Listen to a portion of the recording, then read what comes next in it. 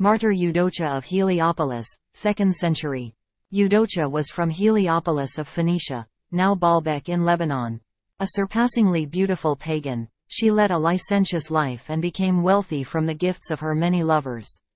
One day an elderly monk, Germanus, came to Heliopolis and stayed with a Christian whose house adjoined Eudokia's. At night, he began to read aloud from the Psalter and a book on the Last Judgment. From next door, Eudokia heard him. Her heart was reached, and she stood attentively all night, listening to every word in fear and contrition.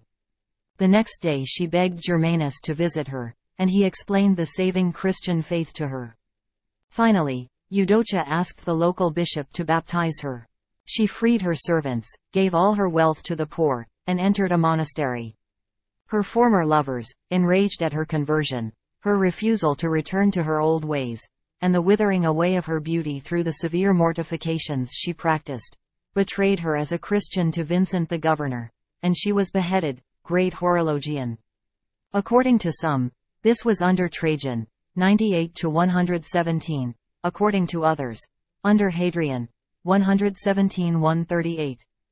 The prologue gives a somewhat different account, that after entering the monastery, Eudokia was permitted to pursue the monastic life in peace, with such devotion that, 13 months after she entered the monastery, she was chosen as abbess. She lived for 56 years in the monastery, and was granted the gift of raising the dead. In her old age, a persecution of Christians arose, and Eudokia was beheaded along with many others.